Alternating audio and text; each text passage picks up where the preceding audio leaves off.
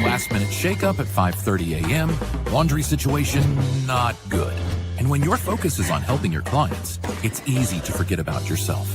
But NASM knows trainers. Morning ride is okay. And staying in front of the day isn't always as simple as 1, 2, 3. So when the unexpected has you pressing pause, what's the latest on creatine? I'm going to get back to you on that. let NASM1 help you press play. Visit NASM.org to sign up for a membership today.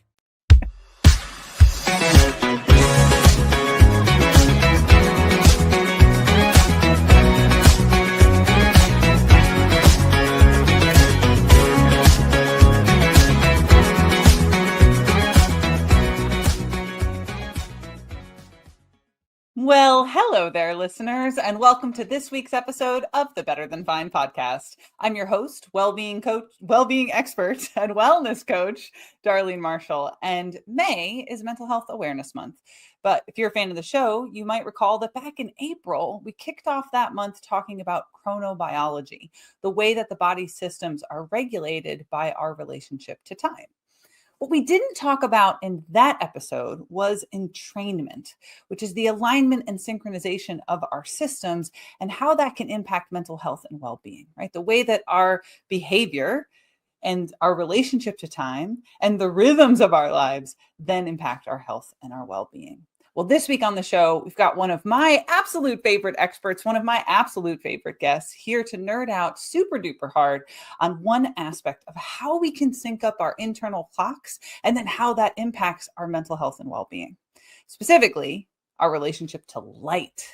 Yeah, we're going to talk about how light impacts the body and then the downstream effects of that on our outcomes, right? Our performance, our mental health, our well-being. You know, the jam here on Better Than Fine. I like to think of her as the Army's chief sleep nerd. I don't know if she's going to like that title. I didn't run it by her first, but she is the closest thing I have ever met to an actual superhero. Dr. Allison Brager, welcome back to Better Than Fine. It's great to be back. Actually, I'm going to add that title to my next evaluation report. I'll just call myself the chief sleep nerd of the Army. Yeah. The Army's chief sleep nerd. Well, welcome. I'm always glad to spend some time nerding out with you. So let's get right to it. Before we dive into all of the nerding about sleep and light and mental health, run us through what makes you the actual chief sleep nerd of the Army, because I brushed past your credentials there, but you've got the bona fides to back it up. So we deserve a little time on it. So I oversee research and development portfolios for the Army. A lot of them are focused on physiology with specific outcomes related to sleep and circadian rhythms. Essentially, we're trying to find new technology, new supplements, new biological compounds that can help people get restorative sleep under conditions that are less than ideal. So whether it's sleeping in a very chaotic environment or only having a 3 to 4 opportunity to fall asleep, combined with, getting on a plane in the middle of the night, traveling across the world, and then being dropped off on the X and having to perform immediately for God knows how long. So it's been a really great transition from traditional academia, and there's a lot of people who make it all possible. Yeah, and I want to unpack a few things there because I think they're valuable and so important. And the first is just that so often now, as we consume social media and just general content media, we're consuming from like people who are tertiary. And I just want to highlight that you're actually out there doing this research, digging in on these less than optimal environments for getting quality sleep. And I also think so often people have this narrative about their own lives where it's like, oh, I can't because XYZ. But you're studying people who are actually in these extreme situations and then have a deep sleep need for the sake of performance. And literally their lives or the lives of the people that they serve with are on the line. I don't know if you want to speak to that, but I think it's worth calling into the conversation because you're not just someone reading other people's studies and it's not just, Joe Schmo out there. You're doing the real, and you're actually studying these individuals and how to enhance their sleep quality to benefit performance.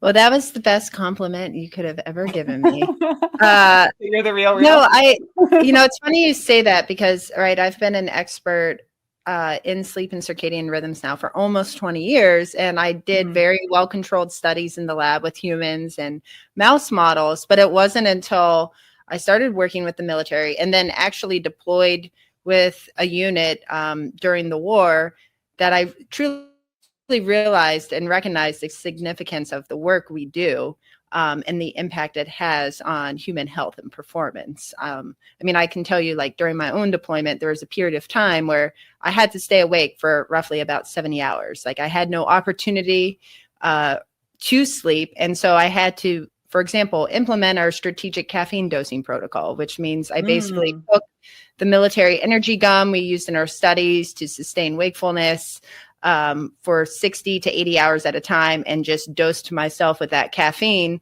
until the opportunity came for me to like fall asleep. And then, of course, I was only getting like 3 or 4 hours even after that long bout of sleep deprivation. And it is, I think the only way you can do research in this environment is to experience that environment yourself. But I also think it speaks to just how resilient the human sleep and circadian system truly is. Like, yes, I know under the most optimal conditions, like consistency is king, and you want to keep the light consistent. You want to keep when you eat food and the timing of when you eat food consistent and all those other environmental stimuli.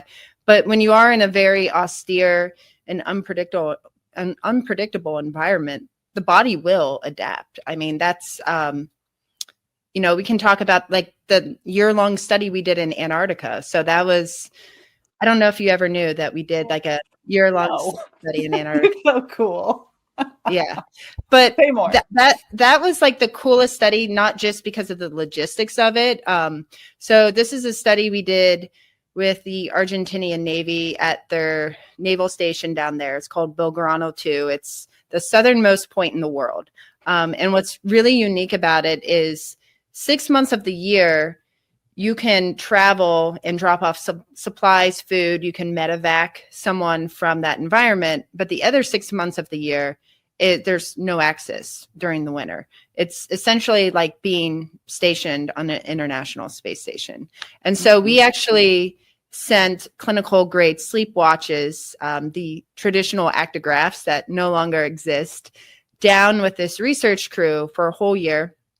And then we also had them twice a day look at their core body temperature. They had to do our standard test of reaction time. It's called the psychomotor vigilance test. We looked at blood pressure. Basically, we just did like a whole capture of physiology and behavior for this whole year of being stationed down in Antarctica. And what was crazy is like their system adapted. So in the summer, the 24 hours of light, they had more bouts of sleep, but they were shorter. And then during the winter, they had fewer bouts of sleep, but they were longer. But if you summated total sleep time across a 24-hour period, it didn't change across the whole year down there. And then what also didn't change was blood pressure. The rhythms of core body temperature didn't change, and even their reaction time did not change. So it was like the ultimate experiment to show just how adaptive the human system is under conditions of survival. And I think that's just an important message because people get so psychologically stressed about, oh my God, I went to bed an hour later. Now, sometimes with the vast amount of knowledge we have, it can be a detriment at the same time too, if that makes sense. It does make sense because you're reading my mind. It's exactly what I was about to say, is that I'm so glad we're starting here, because so often now the conversation is about how do we make it even more perfect all the time. And I did an episode a few months ago. I say optimize is a 4-letter word because most people are not under these kinds of extreme conditions where they need optimization. Most people, in my opinion, need the basics and to allow themselves permission to feel like something is good enough. And I think it's so helpful when we are talking about people in high performance as an example, right? As an exemplar, look how resilient and adaptive people are, even under these extreme conditions. They're still capable of high performance. which means, if you're a parent or you're a sandwich generation, right? Like you're taking care of lots of people, you've got all the stress and pressure, like there's a version of good enough that we can take these tools and use to get to that place. And if you can't pull off perfection, you're probably still going to be okay. Yep. No, yeah, you couldn't have said it more perfectly. It's funny.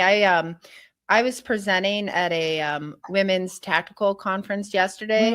It was an offsite for women and first responders. And that was one of the common questions they asked me, but I've also been asked by friends of mine who, have a wife who is recently had a child. It's like, she doesn't sleep and she's worried about the long-term consequences on her health. And I'm like, listen, when she was pregnant, her body was rewiring and adapting to the fact that she was going to have a child in the next few months. And guess what? Her physiology and her hormonal profile will make her resilient during that time postpartum to endure the sleep deprivation. And that's exactly what we find in the very few studies that exist on women postpartum or even in preclinical animal models. Is that women in general are extremely resilient to sleep deprivation compared to men. And also when we do sleep, like sure, it may take us longer to actually fall asleep, but our sleep is far more efficient and we're much quicker into getting into the deeper stages, which makes sense because, right, we have evolved over time to know like when we need to sleep, we have to sleep because we're probably going to be interrupted. Yeah, I just really appreciate like the insight there into something that have said many times over the years as a trainer and a coach, which is if we were half as fragile as a species as we worry that we are, we would not have survived. Right? We have to be resilient foundationally when you look over the course of human history, or we wouldn't be here. So I think there's something heartening about that framing. You're listening to the Better Than Fine podcast. I'm your host, Darlene Marshall. My guest is Allison Brager, and we're here today to talk about how to stay lit. Let's talk about light therapy and mental health now that we've really laid the groundwork of how resilient we are, how adaptive we are, and that maybe we shouldn't worry so much about things all the time. I feel like there is a lot of information about light and sleep on the internet now. I think you and I both know about some deep nerd influencers out there who say some things about some things. But first off, this stuff isn't new, right? Like, even though there's this current buzz, you really have pushed this to me lately. We've had a couple of conversations about like, this information's not new. Give us the skinny on the history of light and sleep and research. Oh, I will absolutely give you the skinny. Soapbox handed. Go, Al. So I'll open it up with a question to you. I don't know if I even told you this. I think I did. When do you think the first light study in humans was done? I have the inside scoop because you did tell me when you gave me your first rant on this that it is, I believe, 100 years ago. Is that right? It's a century? Yep. So in 1938, by doctors Zarinsky and Kleitman from the University of Chicago, they actually recruited people to spend 28 days in Mammoth Cave, Kentucky. Full nerd story. I actually had my promotion ceremony to major in Mammoth Cave, Kentucky, because I was stationed at Fort Knox, Kentucky at the time. And so I somehow enlightened the National Park Service on not only was this cave famous for some of the early vaccine studies around tuberculosis, but it also was very famous for the very first light circadian experiment done. So basically in 1938, by living in a cave for 28 days, so you're not going to have constant exposure to sunlight. You're going to be removed from all other external stimuli. That was how doctors Zarinsky and Kleitman discovered that the human circadian clock does not tick at 24 hours. It's slightly longer. Basically, what that means is that it's easier for us as a human species to delay our clock. Makes sense, right? The weekend effect, or when we travel from east to west, oftentimes it's much easier to travel east to west than it is from west to east. But then the other thing they found is, upon re-entering civilization and reappearing from the cave, when they looked at the robustness of their circadian rhythms. So their behavioral rhythms, their physiological rhythms. It was light, actual sunlight, that was the ultimate entrainer. And so truly the first study in terms of light being the most powerful entrainer, or like what we say in the circadian field, it's called a Zeitgeber, which stands for timekeeper. Cool. So, is that German word? It is. It's a German word. It is the most powerful, and I don't even think these deep nerd influencers know what a Zeitgeber is. But anyway. Well, because you're not an influencer. You're what in the positive psychology world, we're very fond of the phrase scholar practitioner, where we want to be a scholar, but because so much of our work is about, well, how do we apply these concepts? So as you were describing your background, I was like, oh, she is like legit deep scholar practitioner, which is our highest compliment. Oh, well, I appreciate it. But yes, so we have known for over 100 years, and circadian physiologists for over 100 years now have manipulated light schedules in order to manipulate the physiology, the behavior, and the sleepiness of individuals. So the first sleep lab I worked at when I was an undergraduate, that's exactly what we would do. Is we were able to actually put people on a 4-hour day, or we even were doing a study where we did a 28-hour Martian day. And it was all through manipulating the light exposure. And people can stay on those schedules. You can keep someone on a 4-hour schedule for 3 to 4 weeks on end. It is possible. And they are otherwise normal, healthy individuals. But it just goes to show just how powerful of a stimulus light is. I think it's really cool when we consider that 5 years ago, 6, 7 years ago, I was pretty clued in on a lot of this like social media influencer wave stuff. I've been a podcast nerd for, I don't know, over a decade, and I completely oblivious to light as a Zeitgeber. And it sounds like you've been clued into it for a long time. But for the normal Joe Schmo who's been hearing some stuff about light, what should someone who's not a professional superhero know, as opposed to the stuff that we've been kind of hearing kicking around the internet? Sure. So honestly, the first thing I want to dispel is the duration does not matter. Light is light. Oh. When you flip on the switch in the middle of the night to go pee, or look at your phone.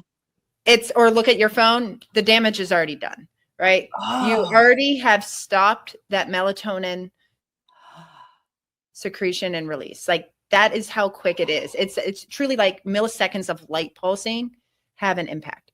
So what I mean is, you don't have to be out in the sun for 15 minutes in the morning. You can literally just, I feel like the headquarters of NASM is perfect lighting environment. Just, getting exposed to any duration of sunlight in the morning is better than nothing.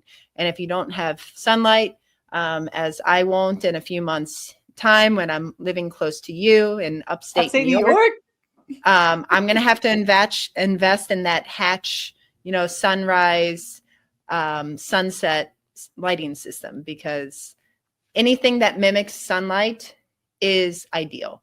Blue light is the best alternative. It's not the most ideal alternative, because the receptors in the retina know the difference between natural sunlight and that of blue light. But that's the first myth. It's like, you don't need to be walking around outside for 15 minutes, because quite honestly, most people don't have like 90 minutes to 2 hours to get ready in the morning. Like has been, Yeah. We've done episodes where we recommended by these. Yeah. Some of these influencers and their like 15-step morning protocol. It's like, yeah, some of this stuff is ridiculous. But what I heard there was, I'm assuming that I don't know the right sciencey word for the brightness of light. The brightness, the intensity of the light, as opposed to like, I've got like a night light so that I don't stub my toe to go to the bathroom. Like, the brightness is what matters, you're saying, not the duration, and also the quality of the color. Did I hear that correctly? Correct. Yeah. So the brightness, the technical term, it's called lux, LUX. So anything under any light of any source that's under 10 lux is essentially has a non-physiological effect. So that'd be like candlelight. Okay. So that's why we always say dim the lights at night to a level similar to candlelight, because that's going to prime the pump for melatonin secretion and release. That's what we want. But bright sunlight, that is anywhere from like 30 to 40,000 lux. And you can get things along the blue light spectrum that are as high as maybe like 10 or 15,000 lux.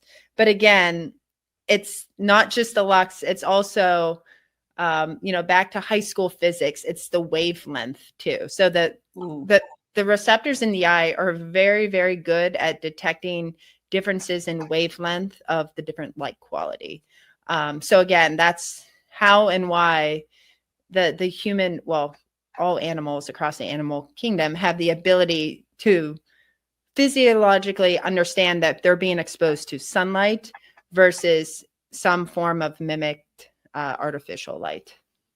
Okay, so my two takeaways so far are that any bright light at any point in when I want to be asleep is going to hit the reset button in a way I don't want. Yep.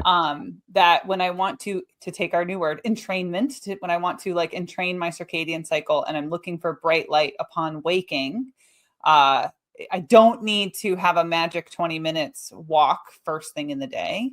No. And that later on in the day, I want to dim the light. And also my eyes recognize a different quality to light. So I've heard different things about like the amber glasses and the blue light and all of that in the evening. What's your general thought on that? So the blue light blocking glasses are actually really, really good, because if you think about the evolution of the human eye and the retina, like we weren't really exposed to blue light until Thomas Edison invented the light bulb, right? So that is still very new to our system. And that's, I always try to relate things back to evolution and how our system has evolved over time. That's one of the reasons why I think blue light blocking glasses are of benefit, because it is filtering out that light that our human eye is still not accustomed to being responsive to. And there is research to support that. So there was one clinical trial done showing that wearing blue light blocking glasses helps to stabilize the rhythm and release of dim light melatonin onset later at night. Which again, we want the onset of melatonin. It's part of what helps us fall asleep. Your body's making it naturally. We're getting to this place where I know people, I often have clients in intake where they're telling me they're taking 10 milligrams of melatonin every night. Oh my God. I know. Do you want to nerd out about melatonin for a second? Because I know you've got a shtick about this too. Yeah. I mean, if you take it, you should it doesn't matter what your body type, size, weight is, like you shouldn't take more than 3 milligrams. Like it's just. Because you can't absorb it, right? Yeah. Well, the thing is it doesn't, right. There's a ceiling effect with every pharmaceutical, nutraceutical out there. And like past 3 milligrams, like it's just creating to lingering grogginess the next day. And it's the problem is right, that stuff's not regulated. So I've seen I went into a Dollar General in New York or North Carolina recently, and I saw like melatonin gels that were 20 milligrams. Which is insane. I was almost tempted to get it and take it, because oftentimes I like to self-experiment so I have more credibility when I talk about this stuff. But I live alone, and I was too worried I wasn't going to wake up or something. Yeah, I know when I take more than like 3 to 5, I can't wake up the next day. I'm groggy until noon. Yep. I'm like, am I just particularly sensitive? But what I learned from, I think something that I heard you do was that ceiling effect of absorption, where I'm like, oh, I'm just delaying the tail of metabolizing. Yep. And it's messing me up. You're listening to the Better Than Fine podcast. I'm your host, Darlene Marshall. Our guest is Allison Brager, and we're here to talk about staying lit, light therapy, and mental health. So we've set this stage now of early morning exposure, entrainment. You get light. It's about the lux of the light. I think I said it right. And wavelengths. And we want to taper it later on in the day. Talk to us about the mental health impact, and then also light therapies in the title. So I'm assuming there's a way that we can use light to help ourselves promote well-being. And I'll just set you up for an even bigger layup with, if I understand correctly, sleep is one of these really foundational pillars when we talk about the access to positive emotional experience and generally the decrease in symptoms. We're talking about anxiety, depression, just like general languishing. So we know sleep's a pretty big foundation. We've talked about it on the show before. How does light play in when we're talking about mental well-being? Yeah. So just going back to the circuitry of the circadian system, right? Light enters the retina. That signal then travels to the central circadian clock in the hypothalamus. And then that hypothalamus has lots of projections to a multitude of different brain areas. One, the frontal cortex, where, right, attention, vigilance, decision-making, and then also the limbic system. So the amygdala and the hippocampus, which is the central control of emotional regulation and mood. So that right there, just from a pure neurophysiology, neuroanatomical standpoint, shows the direct connection from the circadian clock in the hypothalamus to the limbic system. Quite honestly, chronotherapy has been touted now as one of the more effective and long-term stable treatments for things such as mood disorder. So major depressive disorder, bipolar disorder, like those extreme forms of psychological distress. But I mean, if we're just talking about general mental health, I mean, we all experience some level of seasonal affective disorder, right? You are just now coming out of seasonal affective disorder in upstate New York because because it's been raining for the last 3 weeks straight. Exactly. Like spring hasn't quite started there yet, but you know, those constant long duration of darkness in the winter do take its toll on human health and physiology. I mean, we know that, for example, one of the worst places to be stationed in the military is Alaska because it takes such a toll on soldiers' psychological health and well-being, so much so that it's quite honestly no surprise that that area also has the highest rate of suicides, whether attempts or ideations. And by tackling that element and providing things like chronotherapy, and then getting people to have more consistent, robust sleep-wake schedules up there, they actually have been able to reduce suicidal ideations, but also improve psychological well-being. So there's, I think it's the cheapest, easiest, and most effective way to optimize, but also just stabilize mood and mental health during the long winter days. And just to add to that, like, and not even just the long winter days, right? Like, it is wild to me that it is just like the movement stuff, right? I talk about all the time, like you sleep, me movement. Like I talk about movement and mental health and mental well-being, and literally that moving your body makes the experience of positive emotion more accessible. And it's not saying that movement's always going to feel good or that it's, you know, some kind of magic wand, but if something positive happens in your life, do you experience it as an intellectual exercise, or is it an embodied, like actual somatic experience of something positive? And I think similarly, sleep is like this. It's one of these foundations to mental health and well-being. And we're all so busy talking and intellectualizing and wanting the latest fad and like, oh, it's EMDR and it's tapping. And it's like, yeah, but did you shut your phone off at some reasonable hour last night and go to sleep? No. Yeah. Try that. Yep, exactly.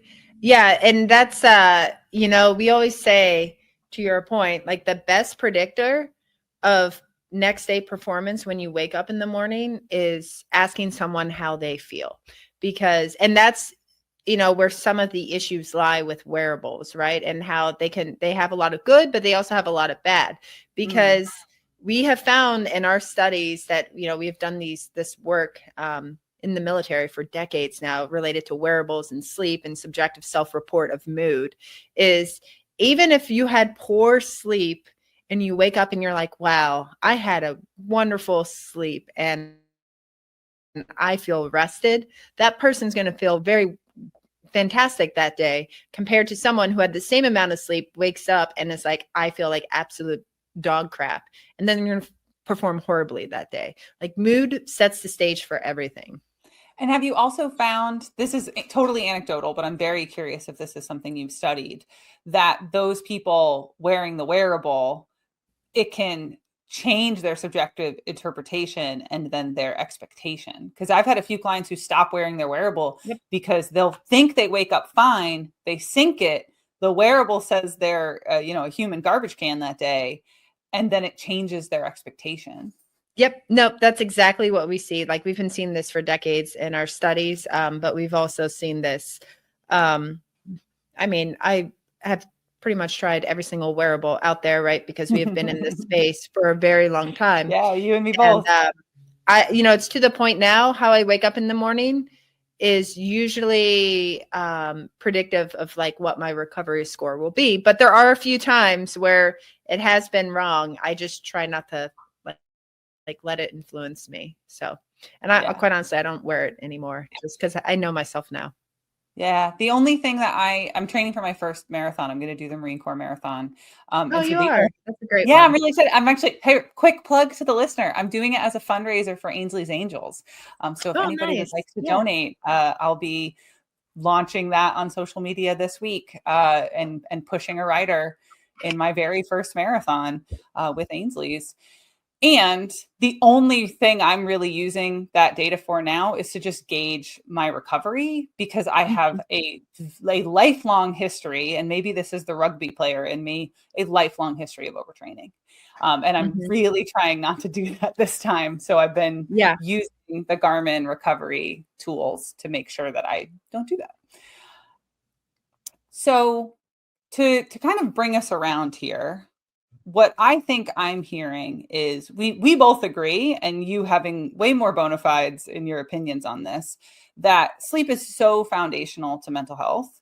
We are all so much more resilient than we give ourselves credit for, but also there's some very simple things that most people can be doing that would improve their sleep onset and quality. And there is a downstream effect for most people to their mental health and well-being. Could you list for us, like, what would your top 5 be in terms of, if I'm like, hey, this year I'm really focusing on my mental health and this sleep stuff sounds important, these are the 5 things that, the Army's top sleep nerd says I should be doing? Well, the one is, yes, light in the morning, great way to start the day, but it doesn't need to be 15 minutes, but any sunlight in the morning, even for 30 seconds, is enough to get your day going. Number 2 would be, if you have the opportunity to be in natural sunlight as much as possible, that's the best way to stabilize your mood across the day, because the human eye and the human emotional system knows the difference. Number 3 would be trying to stop any sort of artificial light exposure after the sun sets in the evening. Again, we talked about blue light blocking glasses. That's a great way to... Can I jump in with a question on that? Especially since you're about to be my neighbor here in upstate New York. In the summer here, and I'll give you this warning if you don't already know, people from the South that I've known that have moved up here have been unpleasantly surprised in the summer just how late our sun sets. So welcome to the 8:30 p.m. sunset or 9 o'clock. It's not uncommon for me to go to bed while the sun's still up if I've got an early day. In those conditions, when would you try to pull the blinds, dim the lights, or is it more related to whatever your individual circadian cycle is? So in that case, that's actually where you would try to use blue light blocking glasses more often, or just like walk around in your house with sunglasses, right? Like, because Oh, you want to reduce the lux, you want to induce the right. intensity of the light coming into your eye. So it's either blue light blocking glasses and or just normal sunglasses, to try to mimic that dim light melatonin onset as much as possible. Okay, thank you. I won't Thank have you for that little problem filter. only because I'm a night owl. Although, I mean, who knows? I'll be with cadets, which means I will be waking up pretty early. Yeah, I'm definitely a lark. And to the annoyance of so many people in my life, because not only am I a lark, but I wake up at like 4:30, 5 o'clock in the morning, and I am my most perky, my most energetic, like my most annoying. So don't go camping with me, Brager. Yeah. So Well, I'm married to a lark, so I have to adjust. So it's yeah.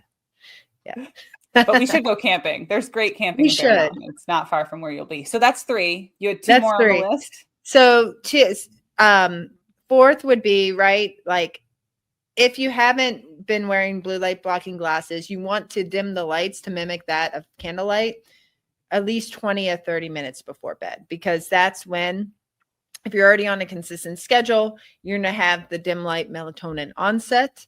And so you want to, mimic that and optimize that as much as possible.